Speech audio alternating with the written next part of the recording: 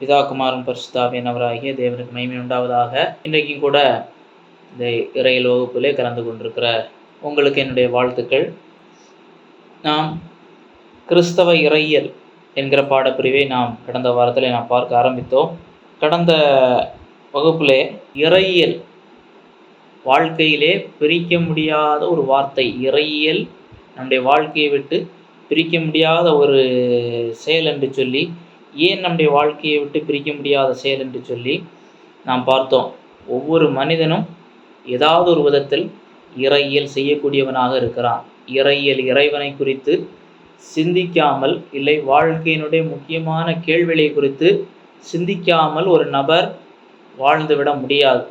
அந்த அடிப்படைகளை தாண்டி கிறிஸ்தவ இறையியல் எவ்வளவு முக்கியத்துவம் வாய்ந்தது, அதனுடைய அம்சங்களை குறித்து பார்த்தோம். இறையியல் ஒரு நபருடைய வாழ்க்கையை விட்டு பிரிக்க முடியாதது. இன்றைக்கு அடுத்ததாக பார்க்க போகிற முக்கியமான காரியம், இறையியல் என்றால் என்ன, வாட் இஸ் தியாலஜி, இல்லை இறையியலை வரையறுத்தல், டிஃபைனிங் தியாலஜி. இறையியலை நாம் எப்படி வரையறுக்க முடியும்? இறையியல் என்பதற்கு பல வரையறைகள், வாட் இஸ் தியாலஜி என்பதற்கு பல வரையறைகளை பல வல்லுநர்கள் கொடுக்கிறார்கள். பொதுவாக நான் அந்த வார்த்தையினுடைய விளக்கம் என்று பார்க்கும்போது, அந்த கருப்பொருள், தியோ என்றால் கிரேக்க மொழியிலே தேவன் என்று பொருள்படும். லாஜி என்றால் படிப்பு, அறிவியல், கல்வி. பயாலஜி என்று சொன்னால் தாவர, பாட்டனி என்று சொன்னால் தாவரவியல், தாவரங்களை குறித்த படிப்பு, இல்லாவிட்டால் கல்வி, இல்லாவிட்டால் ஆய்வு என்று சொல்லலாம். சுவாலஜி என்றால் விலங்கியல். இப்படி ஒவ்வொரு துறை காணப்படுகிறது. இப்படி இது பொதுவான அந்த வார்த்தையினுடைய விளக்கம். ஆனால் அந்த இறையியல் என்றால் என்ன என்பதற்கான வரையறை பல வல்லுநர்கள் இப்படியாக கொடுக்கிறார்கள்.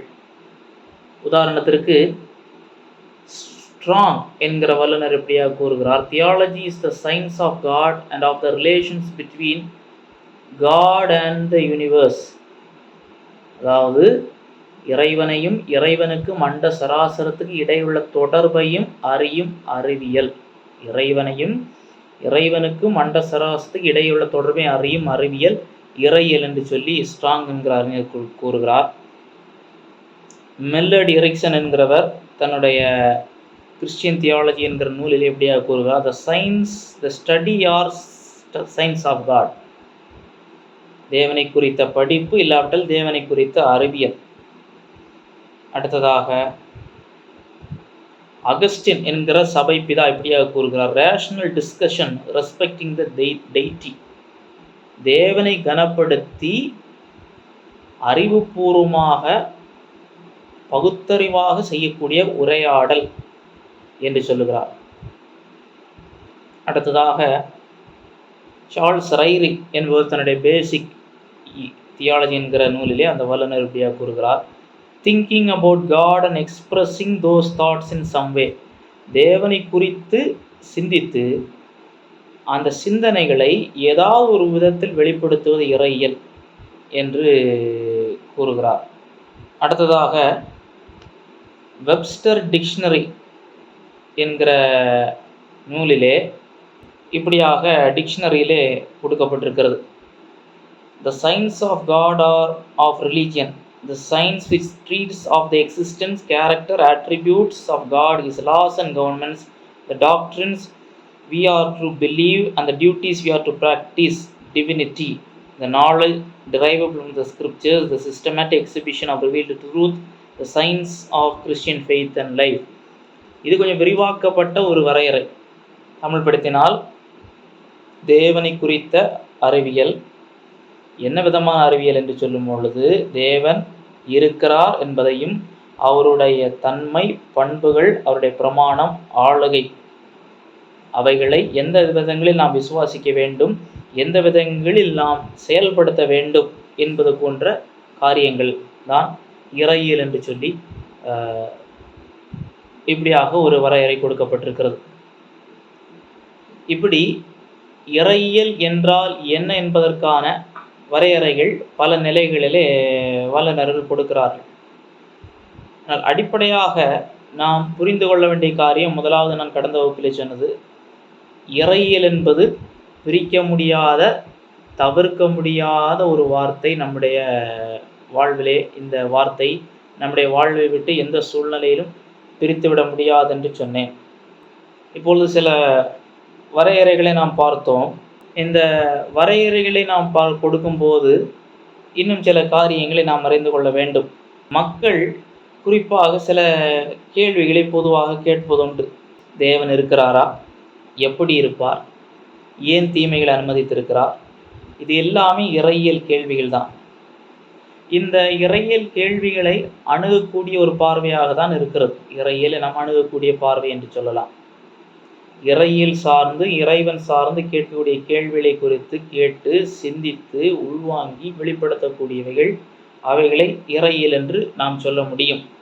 இறையியல் என்பது வெறுமனே பொதுநிலையில், இது பொதுநிலையிலே தேவனை குறித்து, அவர் யார், எப்படி செயல்படுகிறார், தேவன் என்றால் நல்ல சக்தி என்றால் கெட்ட சக்தி உண்டா, ஏன் நன்மை தீமை, ஏன் வெளிச்சம் இருள், இது பொதுவாக.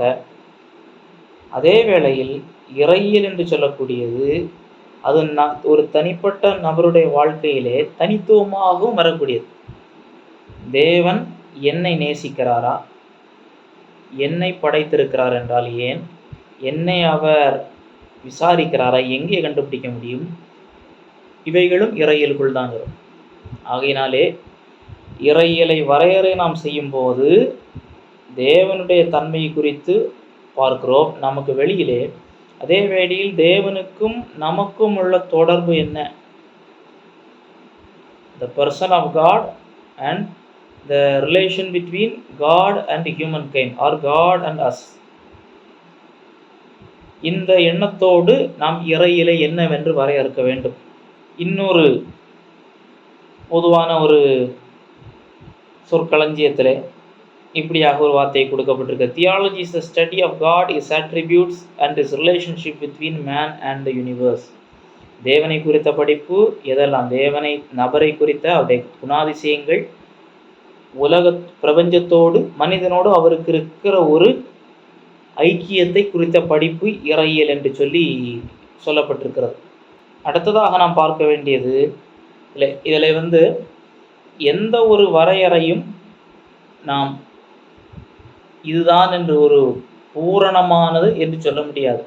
இறையியல் என்று சொல்லக்கூடியது அடிப்படையில் இந்த வார்த்தை விளக்கம், இறைவனை குறித்த ஆய்வு, அறிவியல் படிப்பு.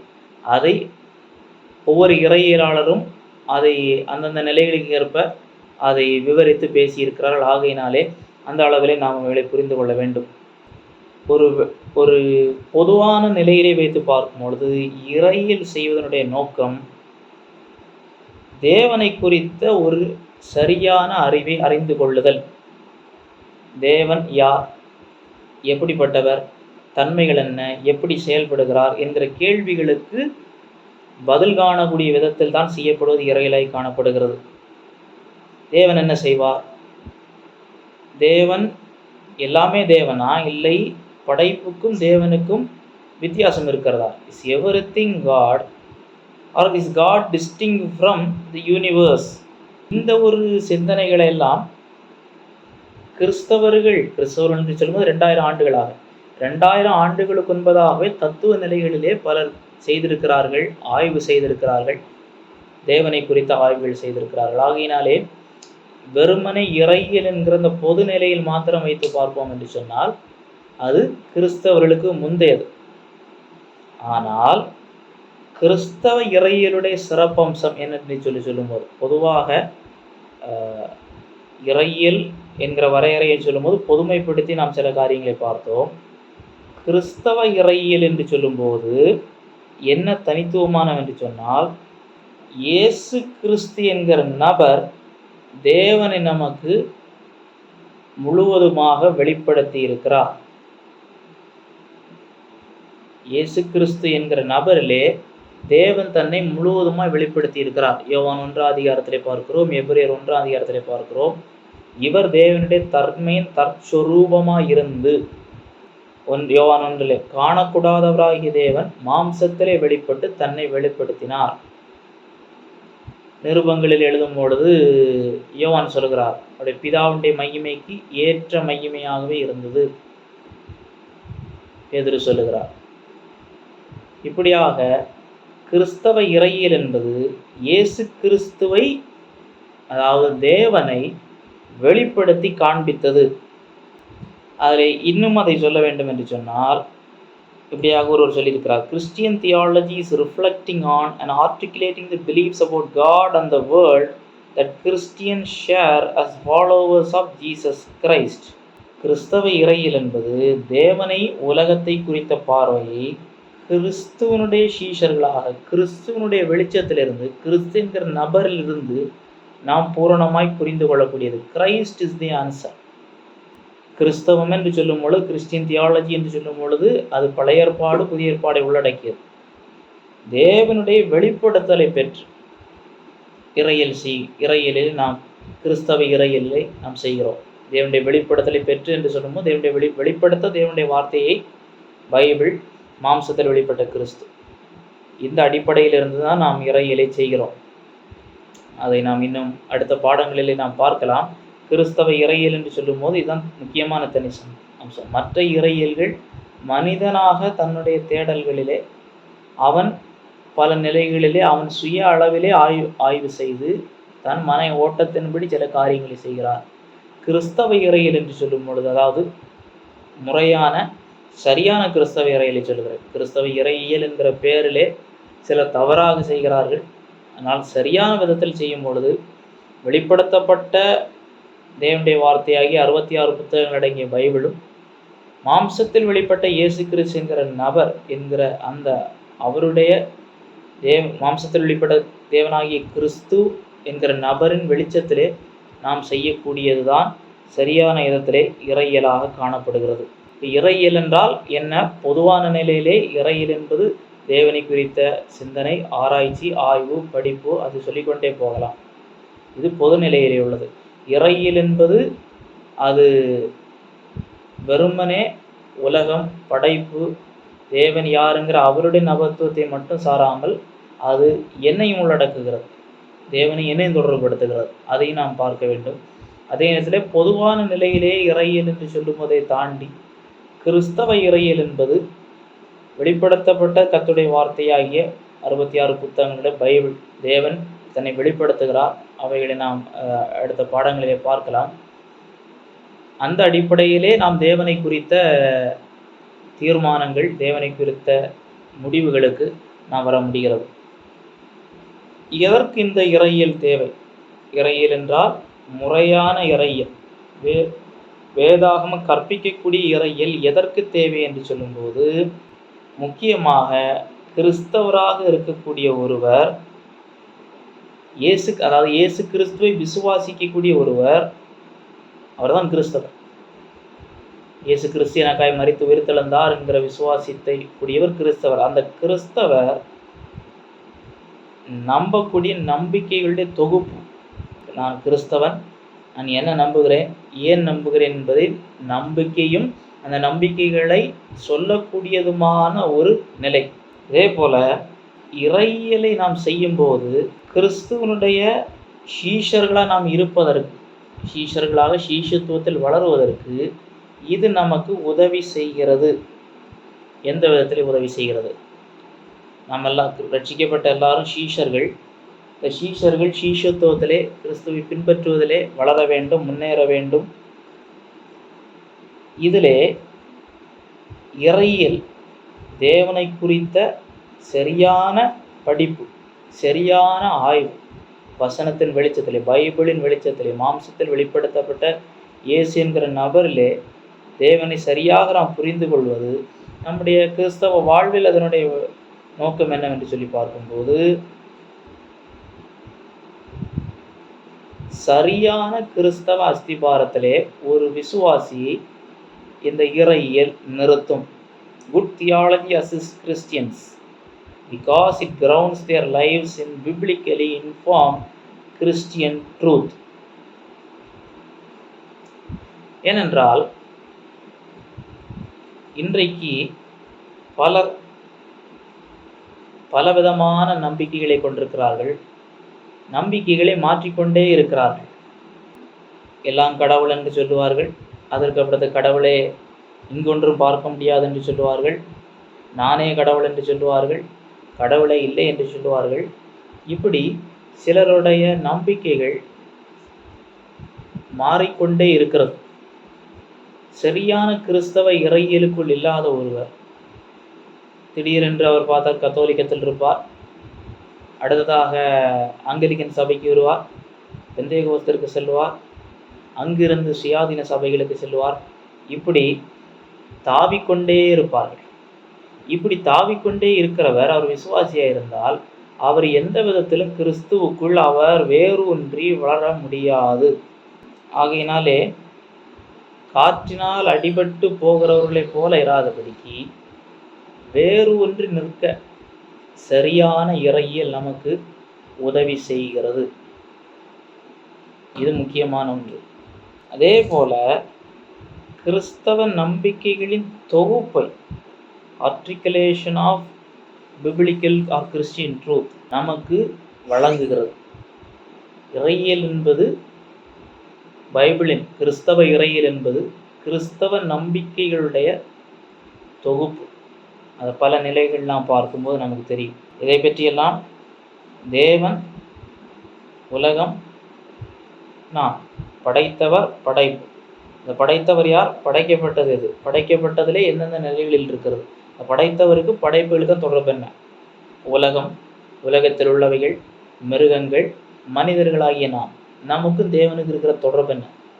இவைகளுடைய சரியான இறையில் சரியான அடிப்படையிலே இவைகளுக்கான நமக்கு ஒரு தொகுக்கப்பட்ட ஒரு அஸ்திபாரத்தை கொடுப்பதனாலே சரியானதை நாம் விசுவாசித்து தவறாக இருக்கக்கூடியவைகளை களைந்து போடுவதற்கும் புறந்தள்ளுவதற்கும் நமக்கு உதவி செய்கிறது. ஒரு வசனத்தை வாசியுங்கள். எபேசியர் 4வது அதிகாரம் 14வது வசனம். எபேசியர் 4வது அதிகாரம் 14வது வசனம். நாம் இனி குழந்தைகளாயிராமல் மனுஷருடைய சூடும் வஞ்சகத்துக்கு எதுவான தந்திரமுள்ள போதகமாகிய பலவித காற்றினாலே அலைகளைப் போல அடிபட்டு அலைகிறவர்களாயிராமல். நாம் இனி குழந்தைகளாயிராமல். குழந்தை கிறிஸ்தவர்கள் சரியான இறையியல் மூலம், ஏதாவது ரட்சிக்கப்பட வேண்டும் என்றால் சரியான இறையியலுடைய முக்கியமான ஒரு அம்சம் இயேசு கிறிஸ்து எனக்காய் மரித்து உயிர்த்தெழுந்தார், நான் பாவி, இந்த காரியங்களில் வர வேண்டும். ஆனால் மனுஷருடைய சூதும் வஞ்சிக்கிறதுமான போதனைகளில் காற்றினாலே அடியுண்டோடுகிற அலைகளைப் போல இராமல் இப்படி இருக்கக்கூடாது என்றால் சரியான கிறிஸ்தவ நம்பிக்கைகள், அதாவது வெறுமனே அது ஒரு நம்பிக்கை அல்ல, முழுமையான பைபிளுடைய போதனையுடைய சாராம்சம்.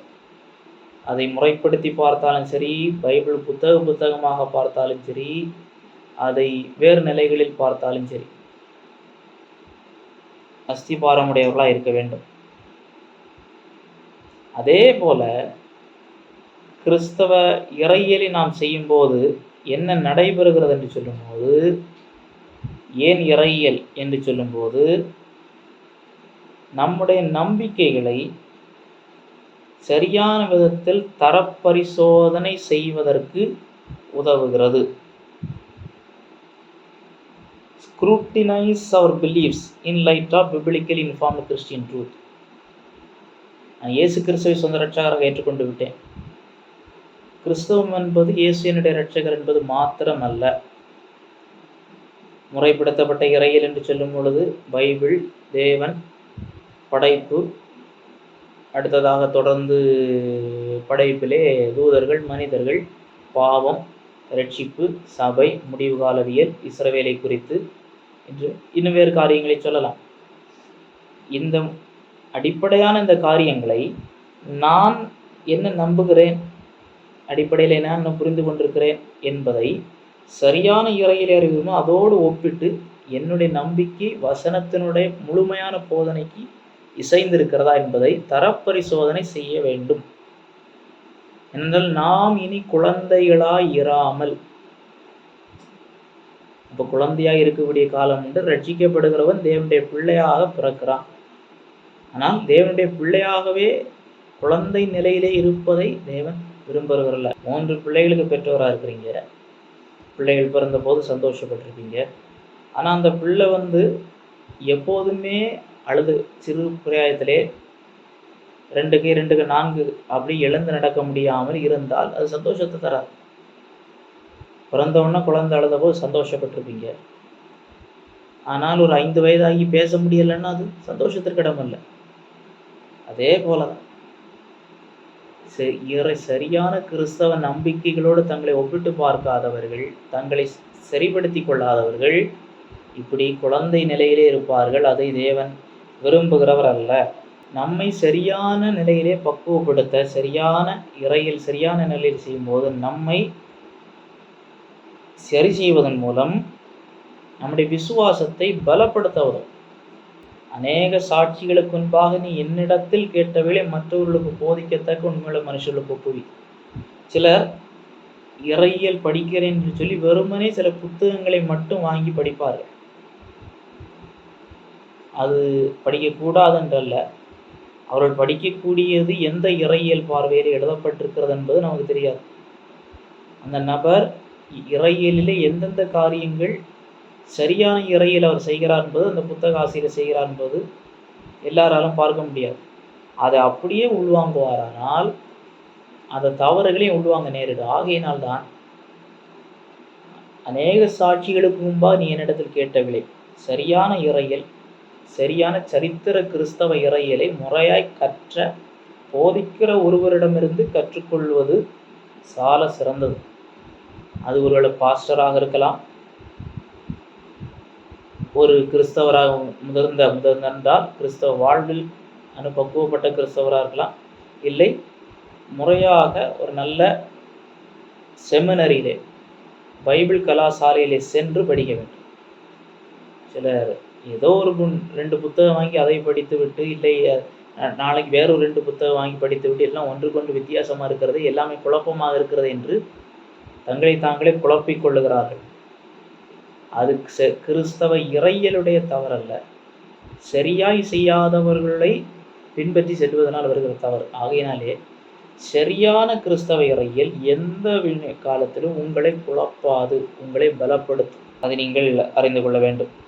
பலப்படுத்தும் என்று சொல்லும்போது, சரியான விதத்தில் அறிந்து கொள்ளும்போது இன்னும் உங்களுடைய விசுவாசம் பலப்படும். இன்னும் நிச்சயமாக அந்த உண்மைகளை நீங்கள் பிரசங்கிக்க முடியும், பேச முடியும். உதாரணத்திற்கு திரித்துவம் அல்லது திரியேகம் என்று எடுத்துக்கொள்வோம்.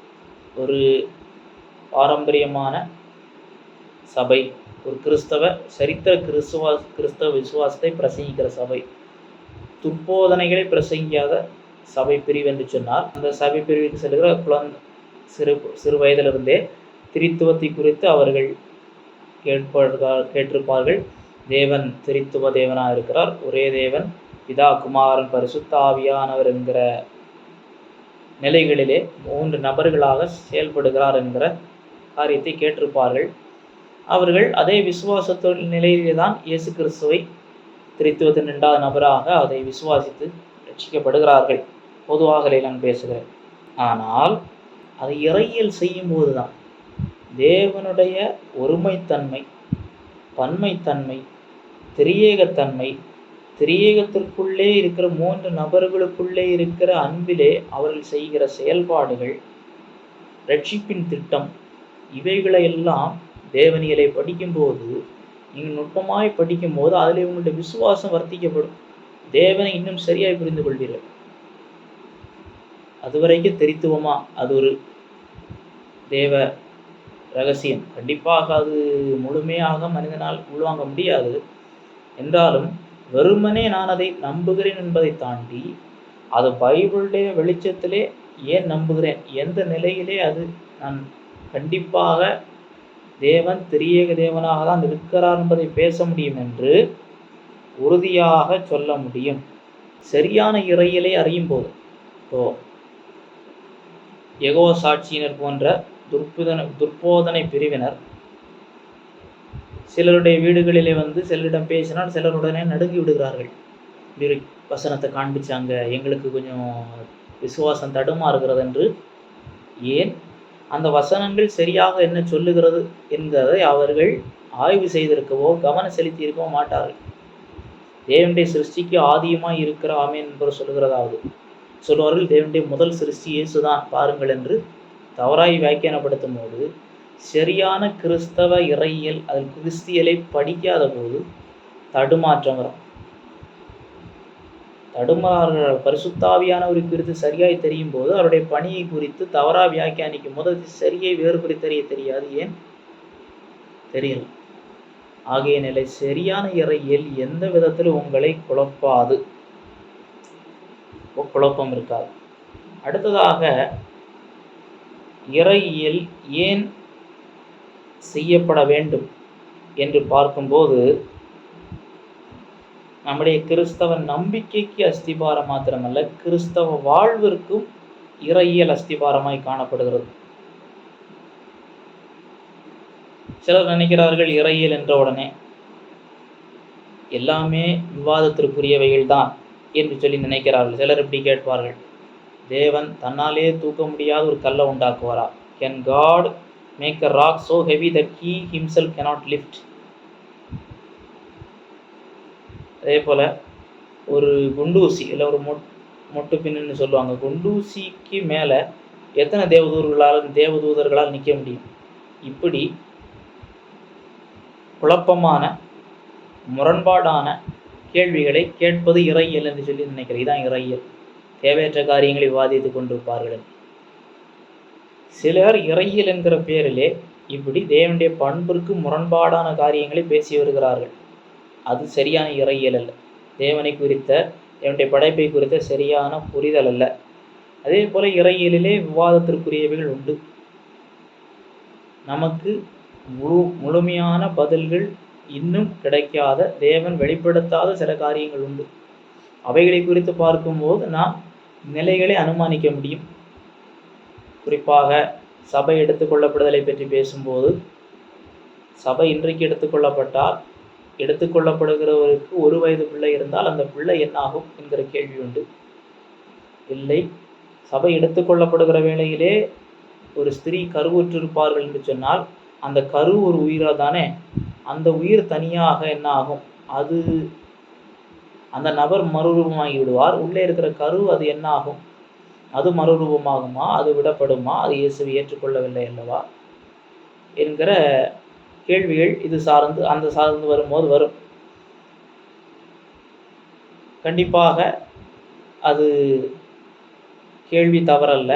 அதே வேளையில் நேரடியாக பைபிள் அந்த காரியத்திற்கு நேரடியாக பேசவில்லை. அப்படி இருக்கும்போது சில பதில்களை இறையியலாளர்கள் முன்வைக்கிறார்கள். ஆனாலும் தேவன் எல்லாம் அறிந்தவர். அவர் சபை எடுத்துக்கொள்ளப்படுகிற வேளையிலே என்ன செய்ய வேண்டும் என்பதை நாம் அவருக்கு கற்பிக்க வேண்டியதில்லை.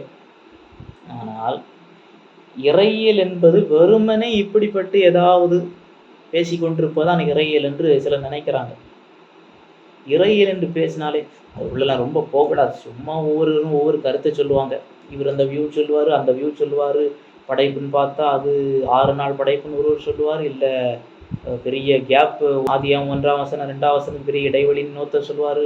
இல்லை பல காலங்களாக பரிணமித்து வந்து இன்னொருத்தர் சொல்லுவார். ஆகையினாலே எல்லாம் ஒவ்வொரு வியூ சொல்லுவாங்க. நம்ம எதுவும் இதெல்லாம் இருக்கக்கூடாது அப்படி என்று இறையியல் என்றாலே வேண்டாம்னு சொல்லுவாங்க. நான் சொன்னது போல இறையியலை ஒதுக்க முடியாத ஒன்று. இன்னொன்று, இறையியல் என்பது வெறுமனே இது மாத்திரம் கிடையாது.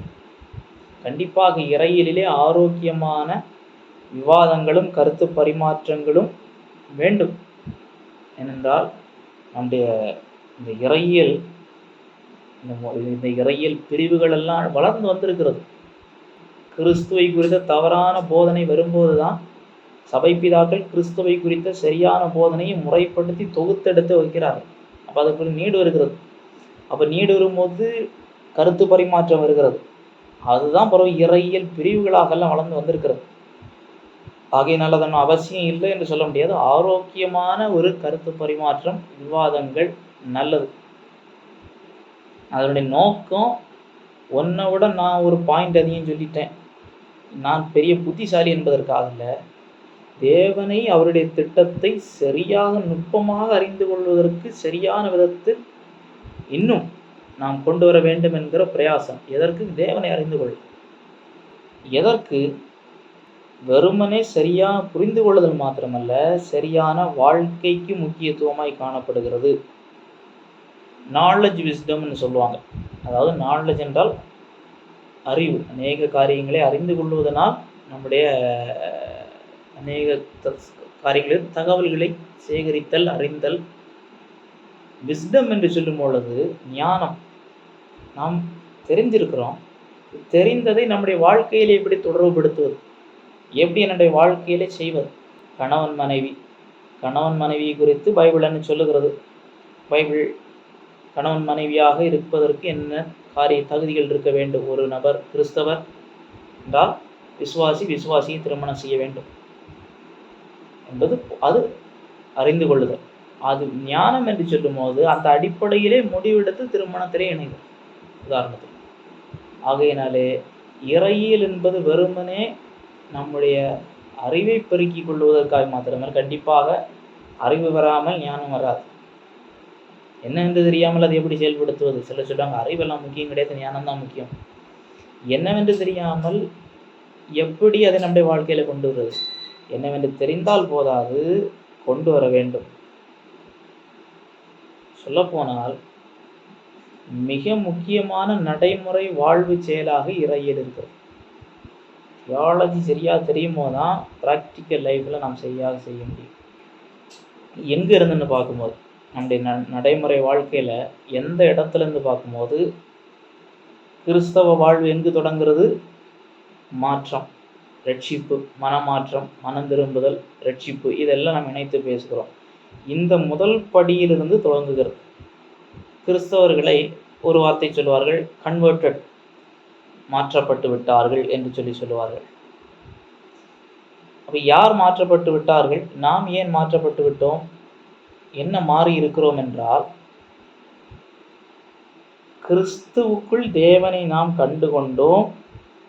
அது நிமித்தம் நம்முடைய வாழ்க்கை, நம்முடைய ஆளுமை மாற்றப்பட்டிருக்கிறது, நம்முடைய எண்ணம் மாற்றப்பட்டிருக்கிறது, நம்முடைய நிலை மாற்றப்பட்டிருக்கிறது, தான் மாற்றம் அடைந்திருக்கிறது. கிறிஸ்துவுக்குள் இருந்தால் புது சிருஷ்டியா இருக்கிறான் என்று சொல்லப்பட்டிருக்கிறது. எப்படி எதனை நிமித்தம் புது சிருஷ்டியை மாற்றப்பட்டான்? நற்செய்தியை கேட்டான், சுவிசேஷத்தை கேட்டான். அப்போ சுவிசேஷம் என்ன? அதுக்கு முன்னாடி நல்ல செய்தி என்று சொல்லும்போது ஒரு கெட்ட செய்தி இருக்கிறது. மனிதன் அடிப்படையிலே பாவி, நல்லவன் ஒருவனும் இல்லை, எல்லோரும் வழி விலகினார்கள், பாவத்தின் சம்பளம் மரணம். அப்போ கெட்ட செய்தி. ஆனாலும் தேவன் ஒரு போக்கை, கிருபையை வைத்திருக்கிறார். எப்படி? நம்முடைய இடத்திலே குமாரனாகிய தேவனை மனுக்குலத்தின் பாவத்தை தன் மீது ஏற்றுக்கொண்டு நமக்கான கிரயத்தை செலுத்தி முடித்தார், ரட்சிப்பின் வழியை திறந்தார். கர்த்தருடைய நாமத்தை கூப்பிடுகிறவனும் ரட்சிக்கப்படுவான் என்று ரோமர் 10:13 சொல்லுகிறது. இப்போ கேள்விப்படாவிட்டால் எப்படி விசுவாசிப்பார்கள்? அப்படி என்றால் தேவனை குறித்த செய்தி, அவருடைய திட்டம், அவர் என்ன எதிர்பார்க்கிறார், இவைகளை அறிந்து கொள்ளுதல் பஸ். அவர் தேவன் யார், பாவம்னா என்ன, நரகம்னா என்ன, நான் ஏன் பாவி, இதெல்லாம் அந்த பிறகுதான் என்ன வருகிறது. அடிப்படையிலே நாம் பாவி என்பதை விசுவாசியாவிட்டால் நாம் ரட்சிப்புக்கே செல்ல முடியாது. பிணியாளிகளுக்கு வைத்தியம் வேண்டியதெல்லாம் சுகமுள்ளவர்களுக்கு வேண்டியதில்லை. ஆனால் இப்போ எல்லாரும் பிணியாளி. பிணியாளி என்கிறதை அறிந்து கொண்டால்தான் வைத்தியம், வைத்தியத்திற்கு அடுத்து சுகம். ஆகையினாலே நம்முடைய தனிப்பட்ட தியாலஜி ப்ராக்டிக்கல் லைஃபுக்கு ஒத்து வராதுன்னு சொல்கிறவங்க அது திரும்ப சிந்தித்து பார்க்க வேண்டும். இறையியல் செய்துதான் நாம் ரட்சிக்கப்பட்டிருக்கிறோம். இப்போ இறையியல் என்பது வெறுமனை கருத்து பரிமாற்றம் அல்ல, சரியான இறையியல், தேவனை குறித்த, பாவத்தை குறித்த, ரட்சிப்பை குறித்த சரியான இறையியல் நமக்கு வந்ததினால்தான் நாம் அந்த சரியான இறையியலின்படி தேவனை விசுவாசித்திருக்கிறோம், மாற்றப்பட்டிருக்கிறோம். அப்போ மாற்றம் வந்திருக்கிறது, ரட்சிப்பு நடந்திருக்கிறது. அப்போ அங்கே இறையியல் இல்லை என்று சொல்ல முடியாது, இறையியல் முக்கிய பங்கு ஆற்றி இருக்கிறது. இதனால்தான் சரியான இறையியல் சரியான விதத்தில் சுவிசேஷத்தை அறிந்து கொள்வதற்கும் அதை அறிவிப்பதற்கும் உதவும். ரோமர் 1 கொரிந்தியர் 15 1 முதல் 4 பவுல் சொல்லுகிறார். அந்த வசனத்தை வாசிங்க. 1 கொரிந்தியர் 15 3 4 வாசிங்க. நான் அடைந்ததும் உங்களுக்கு பிரதானமாய் ஒப்புவித்ததும் என்னவென்றால், கிறிஸ்துவானவர் வேத வாக்கியங்களின்படி நமது பாவங்களுக்காக மரித்து அடக்கம் பண்ணப்பட்டு வேத வாக்கியங்களின்படி 3ஆம் நாளில் உயிர்த்தெழுந்து தேவாவுக்கு பின் கர்த்தருக்கும் தரிசனமானார். ஒரு மனிதனுக்கு கிடைக்க வேண்டிய முக்கியமான நற்செய்தி, நான் அடைந்ததும் உங்களுக்கு ஒப்புவித்ததும், I received and I transmitted to you. எனது கிறிஸ்து வேத வாக்கியங்கள், நமது பாவங்கள், மரித்து அடக்கம் பண்ணப்பட்டு உயிர்த்தெழுந்தார் 3ஆம் நாள், வேத வாக்கியங்கள். இத்தனை அம்சம் வருகிறது. அப்போ இதை என்னவென்று தெரியாமல் அப்போ கிறிஸ்து யாருன்னு தெரியும், வேத வாக்கியம்னா என்னன்னு தெரியணும், பாவம்னா என்னன்னு தெரியணும், அவர் மரித்து அடக்கம் பண்ணப்பட்டு உயிர்த்தெழுந்தார். அது எதற்கு இது நடைபெற வேண்டும்? நமது பாவங்களுக்கும் கிறிஸ்துவனுடைய மரணத்திற்கும் என்ன சம்பந்தம்? இது ஒன்றும் தெரியாமல், அதாவது இதனுடைய முழுமையான செய்தி ஒருவேளை ரட்சிக்கப்படும் போது அதை பூரணமாக அறியாமல் இருக்கலாம். எல்லாரும் அதில் தான் வளரணும். நம்ம குழந்தையா இருக்கிறோம், எல்லாவற்றையும் வளரணும். ஆனால் அடிப்படை உண்மை அதை அறிந்து விசுவாசித்து முன்னேறி செல்வதற்கு இறையியல் தான் அங்கு வேலை செய்கிறது. ஆகையினாலே அது தனிப்பட்ட வாழ்க்கையிலே அது ஒன்றும் செய்யாது என்பது ஒரு தவறான போதனை. அதே போல 2 கொரிந்தியர் 5ஆம் அதிகாரம் 19ஆவது வசனம். அதென்னவெனில், தேவன் உலகத்தாருடைய பாவங்களை எண்ணாமல் கிறிஸ்துவுக்குள் அவர்களை தமக்கு ஒப்புரவாக்குதலின் உபதேசத்தை எங்களிடத்தில் ஒப்புவித்தார். கிறிஸ்து தேவனோடு நம்மை ஒப்புரவாக்கி. எதுக்கு ஒப்புரவாக்கணும்? யாருக்கும் பிரச்சனை, எதுக்கு ஒப்புரவாக்கணும்? ஒப்புரவாக்குதலின் ஊழியம், ஒப்புரவாக்குதலின் உபதேசம், இது எல்லாமே தியாலஜி. இது எதுக்கு? வெறுமனே இப்போ சில காரியங்களை நாம் வெறுமனே நம்முடைய தகவலுக்காக படிக்கிறோம். நம்ம சூரிய குடும்பத்தை குறித்தெல்லாம் கேள்விப்படுகிறோம், விஞ்ஞானிகள் சொல்லுகிறார்கள். அதில் செவ்வாய் கிரகத்தை குறித்து படிக்கிறோம். செவ்வாய் கிரகத்தை குறித்து படிப்பதனால் அது தெரிந்து கொள்கிறோம், அங்கு விண்கலங்கள் அனுப்பப்பட்டிருக்கிறது, மனிதர் செல்ல முயற்சி எடுத்து வருகிறார்கள். அது நடக்குமா நடக்காதா? அதுகள் ஆய்வுகள் நடைபெற்று கொண்டிருக்கிறது. வெறுமனே அதை அறிந்து கொள்வதனால் உங்களுடைய தனிப்பட்ட வாழ்க்கையிலே பெரிய பிரயோஜனம் இல்லை. ஒருவேளை இந்த வானங்களில் தேவனுடைய மகிமை வெளிப்படுத்துகிறது என்கிற உண்மை நீங்கள் இன்னும் புரிந்து தேவனுக்கு ஸ்தோத்திரம் செலுத்தலாம். எந்த காரியத்திலும் ஆண்டவருக்கு ஸ்தோத்திரம் செலுத்தலாம். அதை தாண்டி தனிப்பட்ட விதத்தில் பெரிய பக்தி விருத்தி ஒன்றும் நம்முடைய தகவலுக்காய் தெரிந்து கொள்ளுகிறது. ஆனால் கிறிஸ்து தேவனோடு நம்மை ஒப்புரவாக்குகிறார் என்று சொல்லும்போது வெறுமனே இன்ஃபர்மேஷன் அல்ல, அது நம்முடைய வாழ்க்கையிலே ஒரு பெரிய மாற்றத்தை ஏற்படுத்தும். ஒப்புரவாக்குதலின் ஊழியம் உபதேசம். ஒப்புரவாக்குற ஊழியத்தை நம்ம செய்கிற ஊழியம் ஒரு நபருக்கு இயேசு கிறிஸ்துவை அறிவித்து தேவனுடைய பிள்ளையாகுவதற்கு அவரை நடத்துகிறோம் என்றால் நம்ம என்ன பண்ணி செய்கிறோம்? தேவனையும் அந்த நபரையும் ஒப்புரவாக்கிறோம். இது எப்படி ப்ராக்டிக்கலே கிடையாது. இறையியல் அது பேச்சுக்கு சொல்லலாம், ஆனால் வாழ்க்கையில் ஒத்து வராதுன்னு எப்படி சொல்ல முடியும்? ஆகையினாலே நம்முடைய மனமாற்றத்தில் இறையியல் முக்கியமானது. ரட்சிக்கப்படுவதில் மாத்திரமல்ல, கிறிஸ்தவ வாழ்க்கையிலே ரட்சிக்கப்பட்ட ஒரு நபர், பேதுரு சொல்லுகிறார், நீங்கள் வளரும்படி புதிதாய் பிறந்த குழந்தைகளைப் போல திருவசனமாகிய களங்கமில்லாத ஞானப்பாலின் மேல் வாஞ்சியாயிருங்கள். எப்படி ஒரு சிறு குழந்தை தாய்ப்பாலுக்காக இயங்குகிறதோ, கூப்பிடுகிறதோ, கேட்கிறதோ, திருவசனத்தின் மேல் வாஞ்சியாயிருங்கள். You two theology. இதுவரைக்கும் தவறான இறையியலை செய்து கொண்டிருந்தீர்கள், திரும்புங்கள். அப்போஸ்தலர் 17 பவுல் அத்தேனே பட்டணத்தாருக்கு சொல்லுவார், அறியாமையுள்ள காலங்களில் தேவன் காணாதவர் போல இப்பொழுதும் மனம் திரும்ப வேண்டும் என்று கட்டளையிடுகிறார். தவறான இறையிலே பவுல் பேசுகிறார். படைக்கப்பட்ட இவைகள், இந்த சிருஷ்டிகள், இவைகள் தேவனுக்கு ஒப்பாகும் என்று கருதக்கூடாது. தவறான இறையியல் பார்வை. சரியான இறையியல் பார்வை பவுல் முன்வைக்கிறார். அவர் யாரிடத்திலும் ஒன்றும் கொள்ளுகிறதில்லை, சகலவற்றையும் அவர் உண்டாக்கினார் என்று சொல்லி தேவனுடைய குணாதிசயங்களை சொல்லிவிட்டு நியாய தீர்ப்பு வரைக்கும் கொண்டு செல்லுகிறார். இப்பொழுதும் மனம் திரும்ப வேண்டும் என்று கட்டளையிடுகிறார். நீ இப்ப சரியான இறையியல் பார்வையில் தவறலிருந்து சரியான தேவனை குறித்த சரியான இறையியல் பார்வைக்கு திரும்பு. முக்கியமானது. அதே போல கிறிஸ்தவ விசுவாசிகளுக்கும் தேவனை அறிகிற அறிவில் வளருவதற்கு முக்கியமானது. இயேசு எனக்காய் மரித்து உயிர்த்தெழுந்தார் என்று விசுவாசித்து ரட்சிக்கப்பட்டு விட்டோம். அதோடு இயேசு பற்றியெல்லாம் முடிஞ்சு போகவில்லை.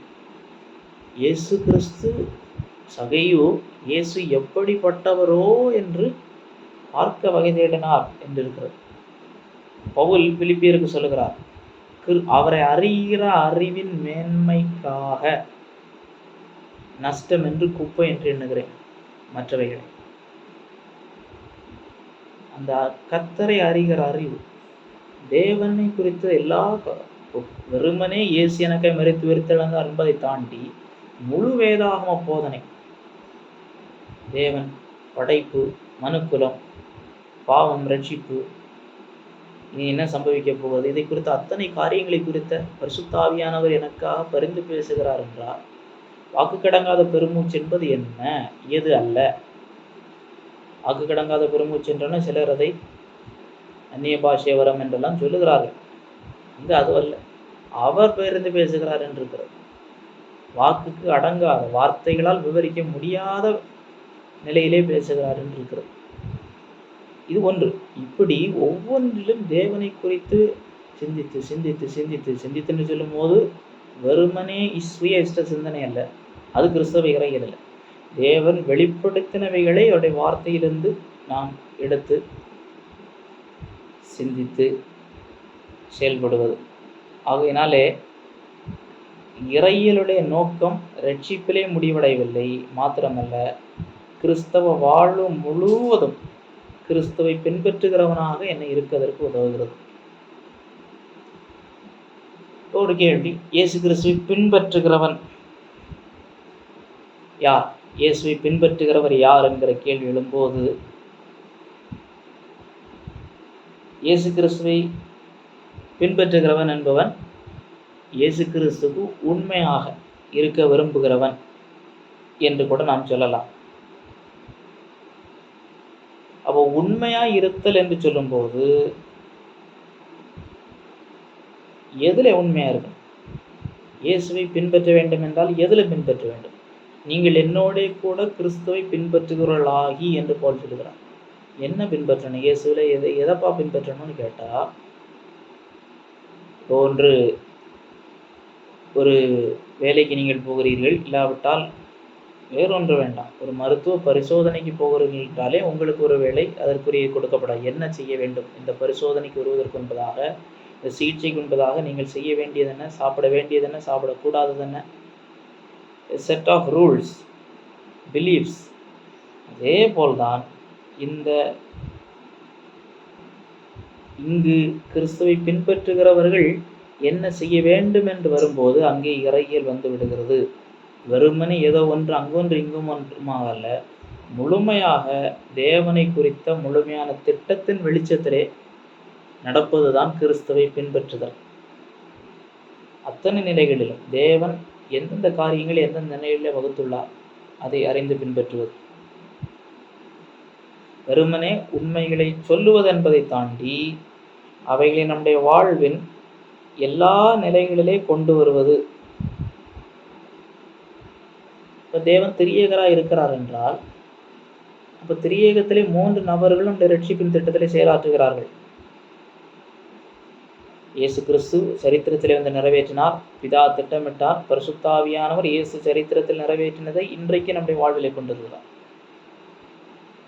இயேசு கிறிஸ்து பூரணமான தேவன், பூரணமான மனிதன். பூரணமான மனிதனாக அவர் எந்தெந்த நிலைகளிலே முடிவெடுத்தார், எந்தெந்த நிலைகளிலே அவருடைய பார்வை அமைந்திருந்தது. அப்படி என்றால் நான் கிறிஸ்துவை பின்பற்றுகிற மனிதனாக எந்த நிலைகளிலே பூரணமான மனிதனாக இருந்த கிறிஸ்துவை பின்பற்ற முடியும்? அதாவது ஒருவர் இப்படியாக சொன்னார், good theology always moves from head to the heart and finally to the hand. மூளையிலிருந்து இருதயம், அடுத்ததாக கரங்கள் வரை என்ன செய்யும்? செயல்பாட்டிற்கு கொண்டு வருவதுதான் சரியான இறையியல். எந்த ஒரு உபதேசத்தை எடுத்தாலும் அதை பார்க்க முடியும். திரியேகத்தை எடுத்து பார்த்தாலும் 3 நபர்களும் ஒருவரில் ஒருவர் அன்பாய் இருக்கிறார்கள், ஒருவரை ஒருவர் கனம் பண்ணுகிறார்கள்.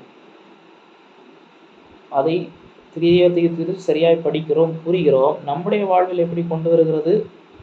ஒரு வசனத்தை வாசியுங்கள். கலாத்தியர் 4வது அதிகாரம் 6வது வசனம். கலாத்தியர் 4:6. மேலும் நீங்கள் புத்திரராய் இருக்கிறபடியால் அப்பா பிதாவே என்று கூப்பிடத்தக்கதாக தேவன் தனது குமாரனுடைய ஆவியை உங்கள் இருதயங்களில் அனுப்பினார். அப்பா பிதாவே என்று கூப்பிடத்தக்கதாக, வாசிங்க. அப்பா பிதாவே என்று கூப்பிடத்தக்கதாக தேவன் தமது குமாரனுடைய ஆவியை உங்கள் இருதயங்களில் அனுப்பினார். தமது குமாரனுடைய ஆவி. அப்போ இது நேரடியாக தேவன் திரியேகமாக இருக்கிறார் என்கிற அவருடைய தன்மை நிலைப்பாட்டை தந்து நம்முடைய வாழ்விலே இப்போ தேவனுடைய அன்பு நமக்குள் கிரியை செய்ய வேண்டும்.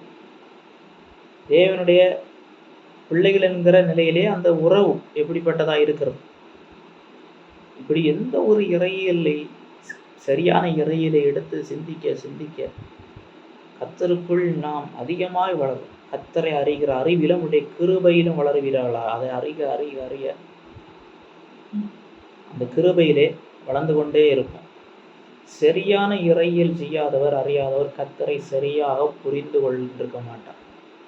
ரட்சிக்கப்பட்டவர்கள் பரலோகத்திற்கு வருவார்கள், ஆனால் அவர்கள் பரலோகத்திற்கு பெரிய அதிர்ச்சி அடைவார்கள். ஏனென்றால் அவர்கள் தேவனை குறித்து புரிந்து கொண்டிருக்கிற பிரசங்கித்த அநேக காரியங்கள் தவறாக இருந்திருக்கு.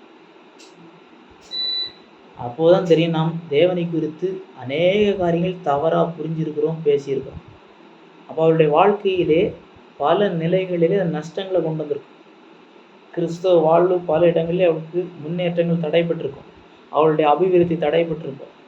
மட்டுமல்ல, நித்தியத்திலே அவருடைய பலன், பூரண பலன் கிடைக்காமல் போகும். அதே போல ஏன் இறையியல் என்று சொல்லும் பொழுது, ஒருவர் இறையியல் செய்வது தேவனுக்கு பிரியமான காரியமாக இருக்கிறது. பரிசுத்தமாக வாழ்வது தேவனுக்கு பிரியம்னு சொல்லுவாங்க.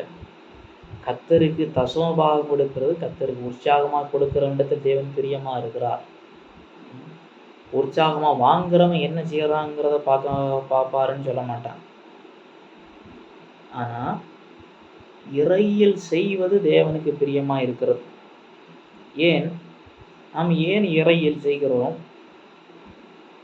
நம்முடைய சரியான கிறிஸ்தவ அஸ்திபாரத்தில் நிலையில் நிற்பதற்காக, சரியான நிலையிலே, சரியான சீஷத்துவத்திலே, சரியான விதத்தில் கிறிஸ்துவை பின்பற்றுவர்களாகி கர்த்தரை அறிகிற அறிவில் வளருவதற்கு இதை தாண்டி வந்திருக்கிறது. இப்போ நாம் சொன்னது எந்த நிலையில் என்றால், ஆந்த்ரோபோசென்ட்ரிக் என்று சொல்வார்கள். நான் இறையியல் செய்கிறேன், எனக்கு தெரியுது, நான் பக்தியை விருத்தி அடைகிறேன், பலப்படுகிறேன், தேவனுடைய திட்டத்தை அறிகிறேன், சந்தோஷப்படுகிறேன், தைரியம் வருகிறது. இதெல்லாம் என்ன சொல்றது? Anthropocentric. It centers on me. ஆனால் அதை தாண்டி our theology should be centered on God, not only me. தேவனை மையமாய் வைத்து காணப்பட வேண்டும். அது என்னையும் உள்ளடக்க வேண்டும், தேவனையும் உள்ளடக்க வேண்டும் முறையாக. ஆகையினாலே தியோசென்ட்ரிக் டெஃபினிஷன் என்று சொல்லும்போது, தேவனை மையமாய் கொண்ட இறையியல் என்று என்ன சொல்லும்போது, சீஷத்துவத்திற்கு இறையியலுக்கு முக்கிய தொடர்பு இருக்கிறது. இன்னும் அதை கொஞ்சம் கூட பார்க்கும்போது சில காரியங்களை அறிந்து கொள்ள முடியும். இயேசு கிறிஸ்து தன்னுடைய சீஷர்களை இறையியல் செய்யும்படிக்கு உற்சாகப்படுத்தினார். ஒரு உதாரணத்தை வாசியுங்கள். மத்தேயு 22:37. மத்தேயு 22:37. இயேசு அவனை நோக்கி, உன் தேவனாகிய கர்த்தரிடத்தில் உன் முழு இருதயத்தோடும், உன் முழு ஆத்துமாவோடும், உன் முழு மனதோடும் அன்பு கூர்வாயாக. முழு இருதயத்தோடும், முழு ஆத்மாவோடும், முழு மனதோடும். Love God with wholeheartedly, முழு மனதோடு, with our whole mind. இதே செய்தியை பவுல் சொல்லுகிற வாசிங்கள் 2 கொரிந்தியர் 10:5 வசனம். அவைகளால் நாங்கள் கர்த்தர்களையும் தேவனை அறிகிற அறிவுக்கு விரோதமாக இருக்கிற எல்லா முயற்சிகளையும் நிர்மூலமாக்கி எந்த எண்ணத்தை கிறிஸ்துவுக்கு கீழ்ப்படிய சிறைப்படுத்துகிறவர்களாக இருக்கிறோம். ரொம்ப முக்கியமான வசனம். நாம் திரும்ப திரும்ப இந்த வசனத்தை வாசிப்பது மாத்திரமல்ல, இதை மனதிலே உள்வாங்கி அதை செயல்படுத்துவது மிக முக்கியமாக இருக்கிறது. அவர் சொல்லக்கூடிய காரியம் நம்முடைய சிந்தைகள். 4ஆம் வசனத்திலே சொல்லுகிறார், எங்களுடைய போராயுதங்கள் மாம்சத்திற்கு ஏற்றவைகளாக இராமல். எப்படி?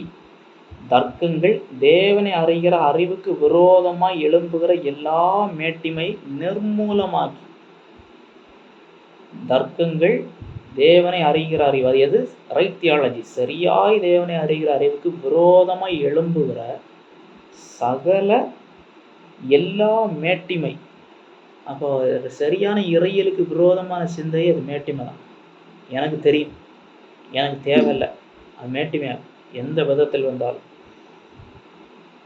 எந்த எண்ணத்தையும் எந்த விதமான எதிரெண்ணங்களையும் கிறிஸ்துவுக்கு கீழ்ப்படிய சிறைப்படுத்துகிறவர்கள். சீஷத்துவம் என்று சொல்லுவது, கிறிஸ்தவ வாழ்க்கை என்று சொல்லுவது முழு சரீரம் மாத்திரமல்ல, ஆத்மா மட்டும் இல்லை, மனம், மைண்டு. இப்போது 5வது வசனத்தில் நாம் பார்க்கக்கூடிய காரியம் கிறிஸ்துவுக்கு கீழ்ப்படிதல். தேவ பலத்தோடு எதற்கு கீழ்ப்படிய? கிறிஸ்துவுக்கு கீழ்ப்படிய சிறைப்படுத்துகிறவர்கள். பர்பஸ் எதற்கு? இறையியல். கிறிஸ்துவுக்கு முழுமையாக நாம் கீழ்ப்படிவதற்கு சிறைப்படுத்த வேண்டும். நம்முடைய மனம் என்று சொல்லும் பொழுது சிந்தனை ஓட்டங்கள் பல இருக்கிறது. கண்கள் காதல் கேட்கறது, உணர்த்து பார்க்கறது, யோசிக்கிறது, இது எல்லாவற்றையும் உள்ளடக்கக்கூடியதாக இருக்கிறது. ஆகையினாலே தேவனுடைய பரிபூர்ணமான சத்தியத்தோடு அந்த நிலையிலே நம்மை கொண்டு வந்து நிறுத்துகிறது. இதை அறிந்து கொள்ள வேண்டும். இப்படியான மனதளவிலே முழுமையான மனதோடு, முழு ஆத்மாவோடு, முழு பலத்தோடு, அதுதான் நம்முடைய இலக்கு. அன்பு கூறுவாயாக, உன்னை நேசிப்பது போல் பிறரை நேசி. இந்த இத்தனையும் இது கிறிஸ்தவ இறையில் சரியாய் செய்வதிலே வெளிப்படும். சரியாய் செய்வது என்று சொல்லும் பொழுது அதை அறிந்து வாழ்க்கையில் கொண்டு வருவது. நாம் முழுமையாக இந்த உலக வாழ்க்கையில் அதை தேறினவர்களாக விட்டாலும் முன்னேற வேண்டும். அதனால்தான் யாரும் பர்ஃபெக்ட் அல்ல, அதிலே நாம் முன்னேற வேண்டும்.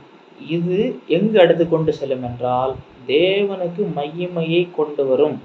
சரியான இறையில் சரியான விதத்தில் தேவனை அறியவும் தேவனை ஆராதிக்கவும் உதவும். தேவன் அதிலே மகிமைப்படுகிறார். அதே போல யாருக்கு இறையியல் தேவை என்று பார்க்கும்போது எல்லா மனிதர்களுக்கும் அதே நிலையிலே தேவனும் இறையியலை தேவை என்கிற நிலையிலே வைத்திருக்கிறார். ஆனால் ஒரு வித்தியாசமான நிலையிலே. தேவன் இறையியல் தேவை என்று சொல்லும் பொழுது நாம் பார்க்கிற விதத்தில் இல்லை. அறியாமல் இருக்கிறவர்கள் சரியான இறையியலை தேவனுடைய வெளிச்சத்திலிருந்து உள்வாங்கி அறிந்து கொண்டு செய்வங்கிற நிலையிலே அல்ல.